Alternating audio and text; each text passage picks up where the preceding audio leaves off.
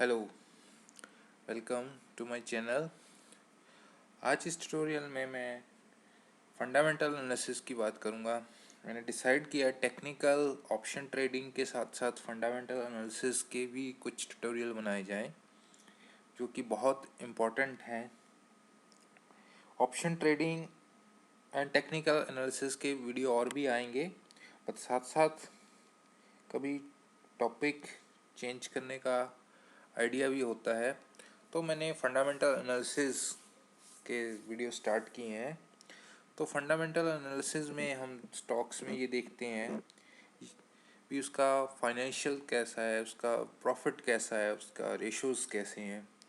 हम ये नहीं देखते हैं वो कंपनी क्या टेक्नोलॉजी यूज़ कर रही है, कैसे यूज़ कर रही है, न्यूज़ फ्लो क्या है, उसका ऑपरेटर्स म्यूचुअल फंड कैसे उसको ट्रेड कर रहे हैं। उसकी बजाय हम इन चीज़ों पे फोकस कर रहे हैं।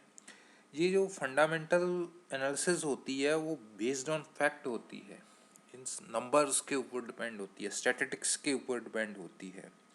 ये कोई ओपिनियन नहीं होता। अभी टीवी में न्यूज़ चल रही है, आप ये स्टॉक बाय कर लीजिए, ये सेल कर दीजिए। ये कोई वो नहीं होता कोई म्यूचुअल फंड्स वाले ऑपरेटर्स वगैरह सेल कर रहे हैं उसकी वजह से स्टॉक्स आप ले लो। ये उसके बैलेंस शीट से ऊपर डेटे के ऊपर होती है एनालिसिस। और दूसरा ये रिफ्लेक्ट करती है उसके बिजनेस हेल्थ को, रिफ्लेक्ट करती है कैसा उसका हेल्थ है, उसका बिजनेस मॉडल कैसे है, कैसे वो काम कर रही है।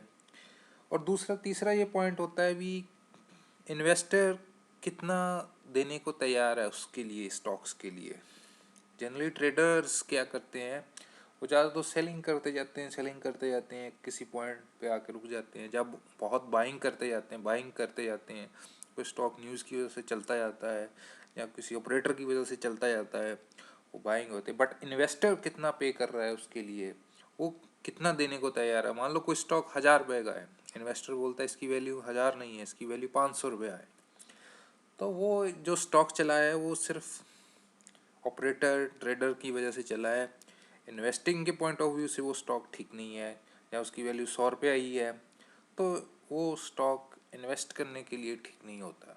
वो जस्ट एक क्या बोलते हैं, वर्चुअली ट्रेडिंग में चल रहा होता है।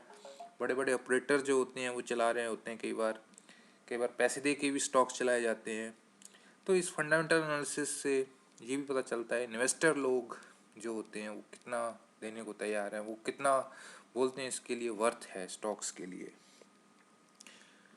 तो इसमें कौन कौन से पार्ट्स होते हैं जो आगे वाले आने वाले ट्यूटोरियल में डिस्कस करूँगा। प्रॉफिटेबिलिटी आपको देखनी पड़ती है कंपनी की, कितना प्रॉफिट कमा रहा है वो quarter to quarter, year to year. और जब मार्केट क्रैश होता है तो उसकी क्या एसेट्स और लायबिलिटीज़ होती हैं, मीन्स वो कितना साइज़ अप कर रहे हैं, वो रिड्यूस कर रहे हैं अपने साइज़ को। कुछ लोग, कुछ कंपनियां वैसी की वैसी रहती हैं। कई बार स्टॉक मार्केट डाउन होता है तो कुछ कंपनियां ग्रो भी करती हैं अपनी साइज़ को। तो इसमें और कैश फ्लो भी देखा जाता है, और रेशोज़, बहुत सारी रेशोज़ होती हैं वो भी इसमें देखी जाती हैं फंडामेंटल एनालिसिस के इसमें। जैसे पीई रेशो हो गया, डेट टू इक्विटी रेशो हो गया, आरओई हो गया, बहुत सारी रेशो में वो डिस्कस करेंगे। ये एक इंट्रोडक्शन ट्यूटोरियल है। तो thanks for watching, please like कीजिए, सब्सक्राइब कीजिए। जस्ट ये एक इंट्रोडक्शन थी फंडामेंटल एनालिसिस के बारे में। आने वाले ट्यूटोरियल में मैं और डिस्कस करूँगा डिटेल में इन्हीं रेशोज़ को, इन्हीं पॉइंट्स को। थैंक्स।